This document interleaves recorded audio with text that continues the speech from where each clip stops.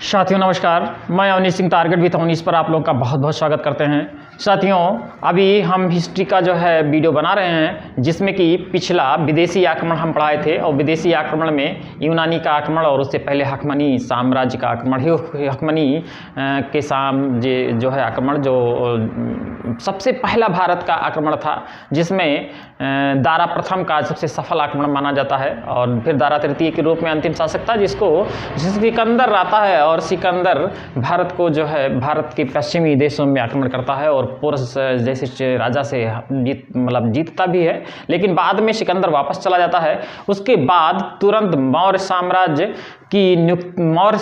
बनता है। मौर्य साम्राज्य का मतलब ये कि जिस समय पश्चिम में सिकंदर की सेनाएं व्यस्त थीं, उसी समय पूर्वी भारत में धनानंद शासन कर रहा था और वह बहुत ही क्रूर और ऐसा व्यक्ति था जिससे जनता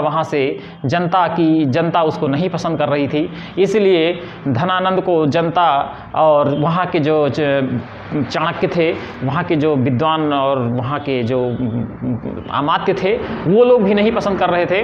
और इस तरह अगर देखा जाए तो जब सिकंदर वापस जाता है यहाँ से भारत से, तो उस समय भारत में एक रिक्ति जैसी स्थान बन गई थी और यह रिक्ति इस तरह से थी कि पश्चिमी राज्य जहाँ छोटे छोटे राज्यों में बटा हुआ था, जैसे पंजाब, काबुल, कंधार और सिंध के आसपास के जो है क्षेत्र, और पूर्वी देशों में मगध साम्राज्य का जो उद्भव हो इतना बहुत ही मजबूत साम्राज्य के रूप में हुआ था, जिसको नंद वंश के शासक धनानंद उसको एक अक्रूरता पूर्वक शासन करके और ही जनता के प्रति अपना विश्वास खो बैठा और जनता बहुत ही असंतुष्ट थी। तो दो जनता को चाहिए एक ऐसा राजा, ऐसा सम्राट जो कि पूरे भारत को एक साम्राज्य का एक रूपता दे सके या अखंड भारत बना सके।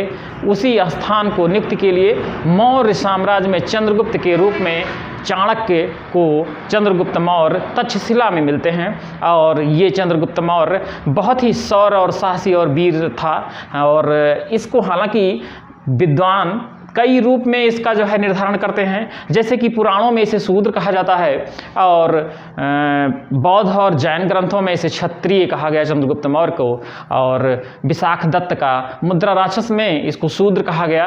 तो जाति का बिल्कुल सही निर्धारण तो नहीं है, लेकिन फिर भी ये है कि कहीं ना कहीं उसके अंदर ऐसी प्रतिभा थी जो पूरे भारत को एक अखंड रूप दे, और जिस प्रतिभा को चाणक्य, विष्णुगुप्त, जिसको कौटिल्य ने पहचाना और जो है पूरे भारत को एक इतना बड़ा साम्राज्य दिया जो कि ईरान से लेकर और बंगाल तक, और यहाँ जम्बू द्वीप एक महावंश में जो है एक मिलता है कि जिसमें उसे जम्बू द्वीप से लेके और कर्नाटक, मैसूर और पूरा दक्षिण तक शासन करते हुए दिखाया गया है, पता चलता है। उसके अभिलेखों से कई एक अशोक के अभिलेखों से भी पता चलता है और महास्थान के अभिलेख बंगाल से भी पता चलता है, फिर कुछ यूनानी लेखकों के द्वारा ये सब पता चलता है। तो ये चंद्रगुप्त मौर्य नींव रखते हैं मौर्य साम्राज्य की। तो उसके बाद ये 323 ईस्वी पूर्व में इसका नींव रखते हैं। तो हम देख लेते हैं, एक एक लाइन करके हम लोग लिख लेते हैं और इसको टॉपिक वाइज तैयार कर लेते हैं। ये 2-3 वीडियो में बनेगा मित्रों, लेकिन बहुत ही इंपॉर्टेंट मौर्य साम्राज्य बहुत ही इंपॉर्टेंट वीडियो है। आने वाली किसी भी कॉम्पिटिटिव एग्जाम में, आज पुलिस की भर्ती भी आ गई है, तो पुलिस भर्ती के साथ साथ पीसीएस और अन्य कॉम्पिटिटिव एग्जामिनेशन, खासकर जो है पूरा कंप्लीट जो है हिस्ट्री है, इससे बाहर कुछ नहीं आएगा। और हम एक बार फिर बताने के बाद फिर इसको बताएंगे और बहुत ही आसान तरीक़ों से हम हिस्ट्री को, इतिहास को बताएंगे कि जिससे कि आपके दिमाग में अच्छे से आ जाए। तो अभी हम लिखते हैं सबसे पहले मौर्य साम्राज्य, जो कि 323 ईस्वी से 184 ईस्वी पूर्व तक मौर्य साम्राज्य चला। अब इसमें सबसे पहला हम बिंदु लिख लेते हैं कि मौर्य साम्राज्य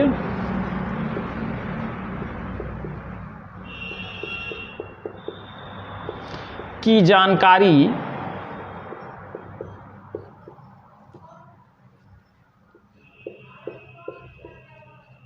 हमें विभिन्न स्रोतों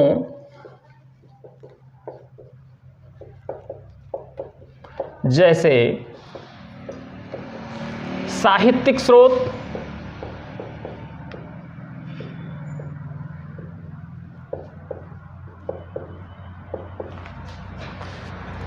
विदेशी विवरण,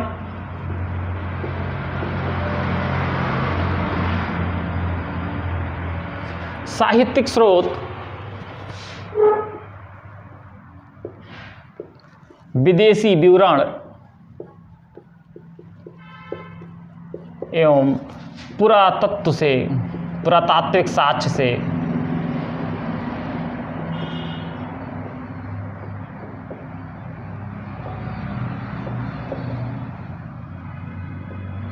हमें प्राप्त होता है। ये मौर्य साम्राज्य की जानकारी हमको किस तरह मिलता है? एक तो है साहित्यिक स्रोत, दूसरा स्रोत है विदेशी विवरण जैसे स्ट्रैबो और जस्टिन आदि विदेशी विवरण, और दूसरा पुरातात्विक साक्ष्य में जैसे अभिलेख मिले हुए हैं, और अभिलेख के साथ साथ जो बर्तन मिले हैं, मृदभांड मिले हैं, उन मृदभांड से भी हम अशोक ये मौर्यकालीन जो है हम स्रोत का जो है निर्धारण कर सकते हैं। तो अभी तो हम थोड़ा सा पृष्ठभूमि आपको बताए थे कि जैसे सबसे पहले एक बार फिर से हम करते हैं कि जब सिकंदर का आक्रमण भारत पर हुआ था उस समय धनानंद शासन कर रहा था। ये प्रश्न के रूप में आ सकता है कि सिकंदर का आक्रमण जब हुआ तो भारत पे कौन शासन करता था? तो नंद वंश का धनानंद शासन कर रहा था, और वह ही बहुत ही क्रूर व्यक्ति था जिससे जनता बहुत ही असंतुष्ट थी। ये तो बता पाना बहुत ही मुश्किल है, इतिहास के पन्नों से पता चलता है कि ये बता पाना मुश्किल है कि युद्ध यदि होता तो कौन जीतता, सिकंदर जीतता या नंद वंश के धनानंद जीते। लेकिन उससे परेशान होके जो है भारत की जनता भी परेशान थी, और छोटे छोटे राज्यों में जो विखंडता थी उसको एक रूपता देने के लिए जो है चाणक्य कौटिल्य ने जो है ऐसे व्यक्ति की खोज की जो चंद्रगुप्त मौर्य के रूप में मिला, और उन्होंने ही चंद्रगुप्त मौर्य की स्थापना किया। और फिर चंद्रगुप्त मौर्य की हमें जानकारी कहाँ से मिलती है? तो वह है साहित्यिक स्रोत। और साहित्यिक स्रोत में हम जैसे देखते हैं, साहित्यिक स्रोत में हम बौद्ध जैन धर्मों में भी जो है हमें इनका मिलता है जो है, और विदेशी विवरण, खासकर इसके विदेशी विवरण में भी हमको इसका जो है साक्ष्य मिलता है, पुराणों में भी हमको इसका साक्ष्य मिलता है। तो इस तरह हम लिख लेते हैं कि कैसे कैसे हमको जो साक्ष्य मिले हैं वो किस तरह हमको मिलते हैं। सबसे पहले जो हमें साक्ष्य मिला है कौटिल्य का अर्थशास्त्र, बहुत ही इंपॉर्टेंट है, ये साहित्यिक स्रोत में है। कौटिल्य के अर्थशास्त्र, ये अर्थशास्त्र यहाँ पे लिखा जरूर है लेकिन ये मौर्य के प्रशासन के बारे में जानकारी देता है। तो कौटिल्य का अर्थशास्त्र ये लिख लेते हैं। कौटिल्य के अर्थशास्त्र में मौर्य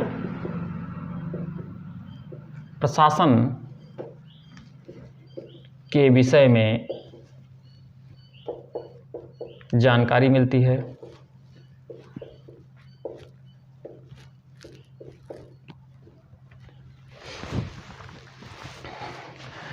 इसके अतिरिक्त प्रशासन पे जो जानकारी मिलती ही है, इसके अतिरिक्त चंद्रगुप्त मौर्य के व्यक्तित्व पर भी प्रकाश पड़ता है। इसके अतिरिक्त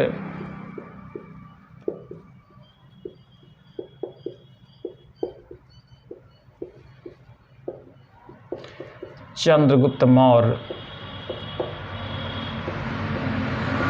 के व्यक्तित्व पर भी प्रकाश पड़ता है।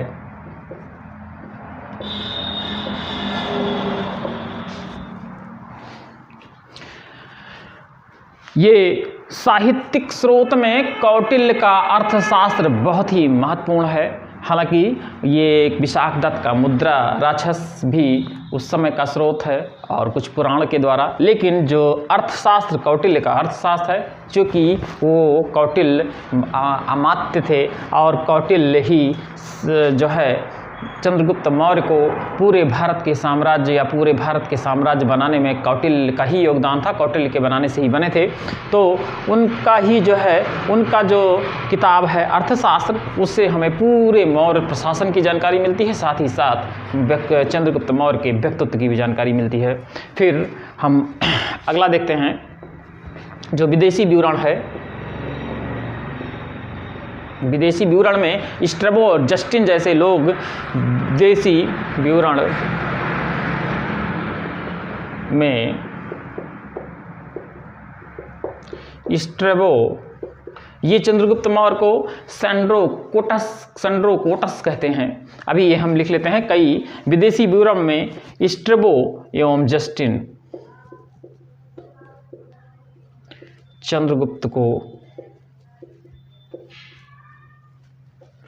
चंद्रगुप्त मौर्य को सेंड्रोकोटस तथा विदेशी विवरण में स्ट्रैबो एवं जस्टिन इसे सेंड्रोकोटस तथा एरियन तथा प्लूटार्क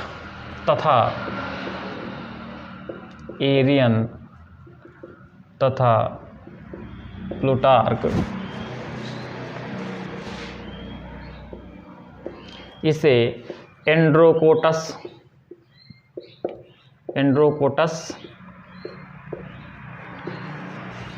स्ट्रैबो और जस्टिन मौर्य साम्राज्य को सेंड्रोकोटस, एरियन और प्लूटार्क इसको एंड्रोकोटस तथा फिलार्कस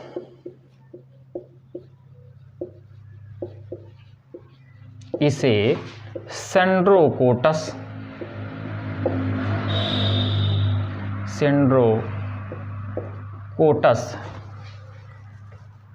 के रूप में पहचानते हैं या सेंड्रोकोटस नाम देते हैं।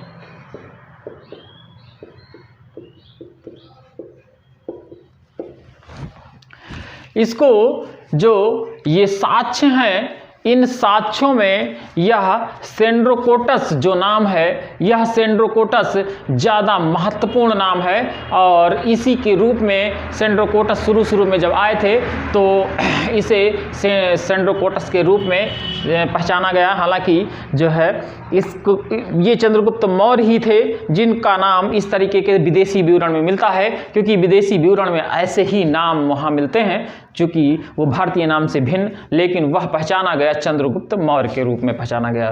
तो उसके बाद फिर आगे हम देखते हैं। अभी ये साहित्यिक साक्ष्य के रूप में हमने देखा था कौटिल्य का अर्थशास्त्र, ये साहित्यिक जो है रूप में हमने देखा था। अभी एक बार हम इसका पुनः रिवीजन लेंगे। और फिर विदेशी विवरण के रूप में हमने देखा कि स्ट्रैबो तथा जस्टिन ने इसको सेंड्रोकोटस कहा और एरियन तथा प्लूटार्क इसको एंड्रोकोटस कहा तथा फिलार्कस इसे एंड्रोकोटस कहते हैं। तो अब हम इसे पुरातात्विक साक्ष्यों के रूप में देखते हैं।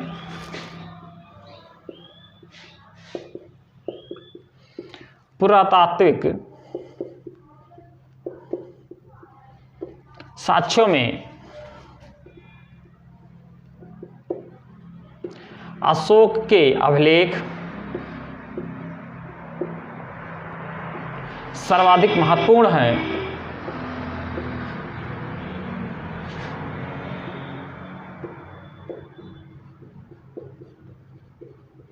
तथा इसके अतिरिक्त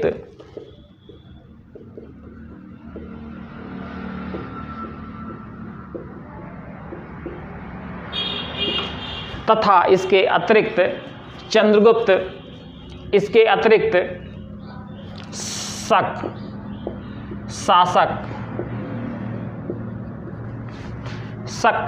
क्षत्रप शासक जो था वो, जिसका जो है हम देखते हैं क्या कहते हैं महाक्षत्रप रुद्रदामन का जो अभिलेख हम देखते हैं, ये सौराष्ट्र वाले क्षेत्र में तो वो बहुत ही महत्वपूर्ण है। पुरातात्विक साक्ष्यों अशोक के अभिलेख सर्वाधिक महत्वपूर्ण है तथा इसके अतिरिक्त शक महाक्षत्रप, रुद्रदामन का जूनागढ़ अभिलेख,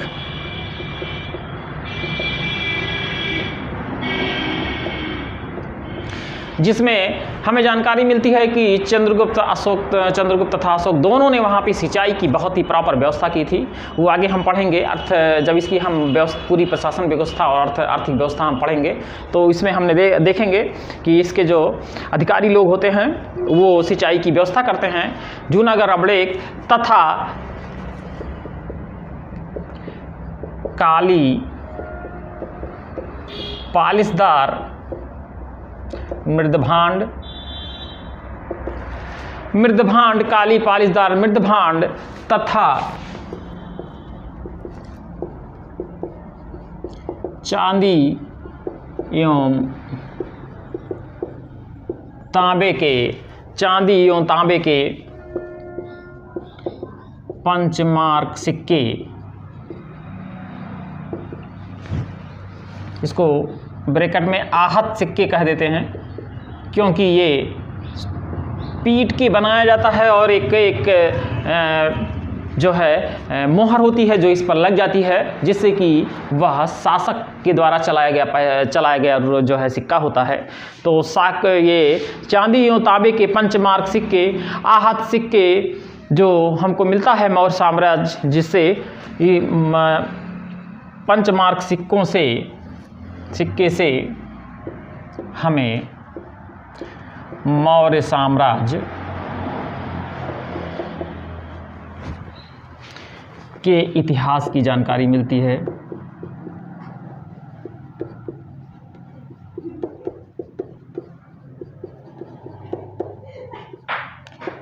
मौर्य साम्राज्य के इतिहास की जानकारी मिलती है। उसके बाद हम ये देख लेते हैं कि इसके बाद ये तो क्लियर हो गया कि चंद्रगुप्त मौर्य के विदेशी शासक,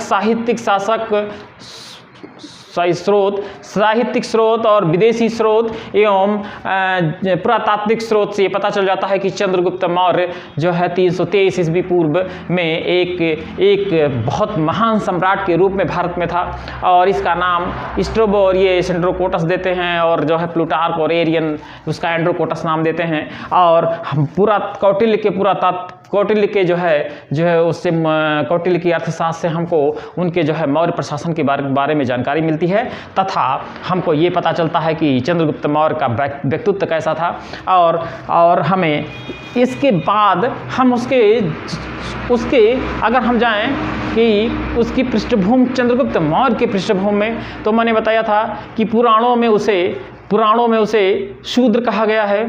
तो हम इसको लिख लेते हैं थोड़ा सा। अगर हम देखें कि 323 चंद्रगुप्त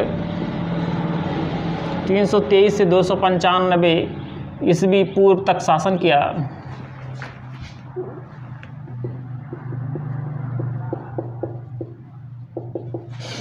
चंद्रगुप्त को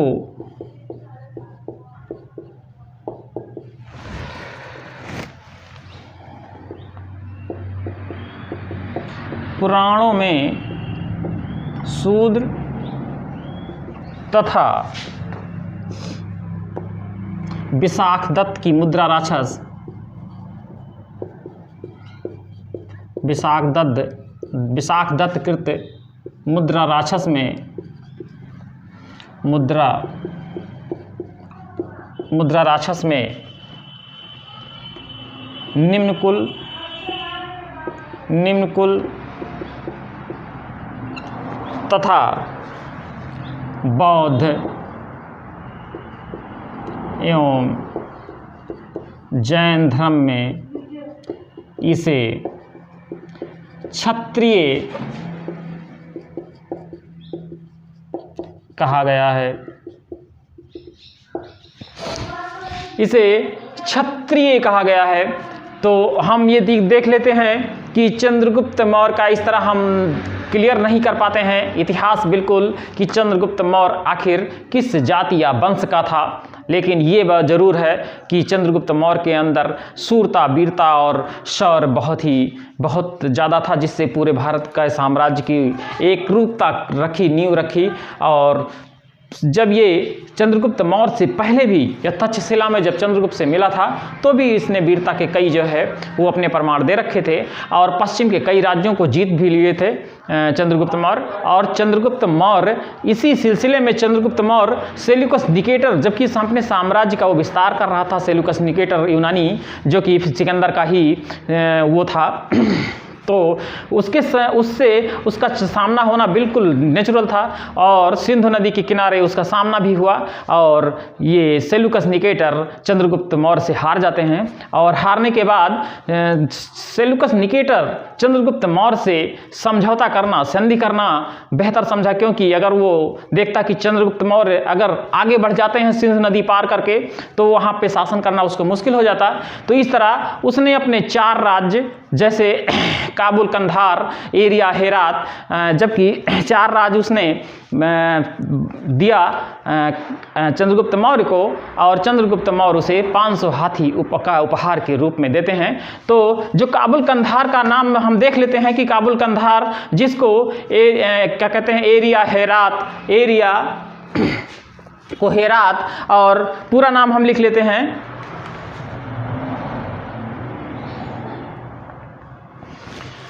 ये साथियों इतना जो है स्क्रीनशॉट ले लीजिए। उसके बाद अब हम आगे लिख लेते हैं, थोड़ा सा स्क्रीनशॉट जल्दी से ले लीजिए।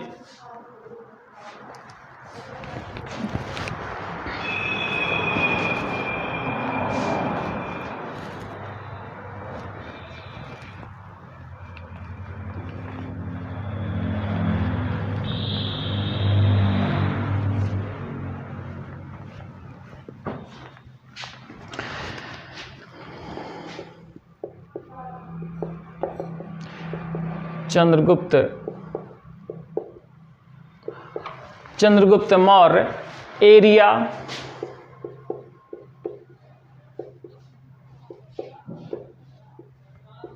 ब्रैकेट में हेरात, एरिया ब्रैकेट में हेरात और अराकोनिया,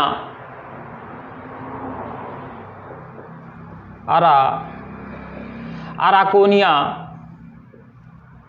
कांधार, अराकोनिया कांधार और पेलोपोनेस डाई, काबुल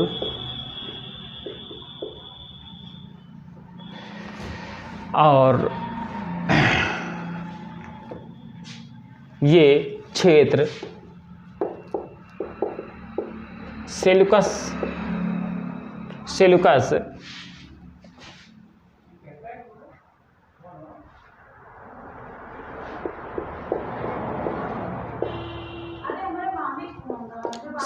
से सेल्यूकस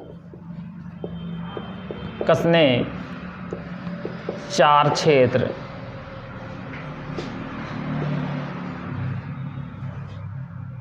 दिए और चंद्रगुप्त ने बदले में 500 हाथी भेंट की। ये 500 हाथी की बात जो है ये प्लूटार्क नोट करके यहाँ लिख लीजिए, ये पेपर में भी आ सकता है। किसने कहा कि 500 हाथी भेंट किए? तो प्लूटार्क ने कहा कि चंद्रगुप्त ने सेल्यूकस को 500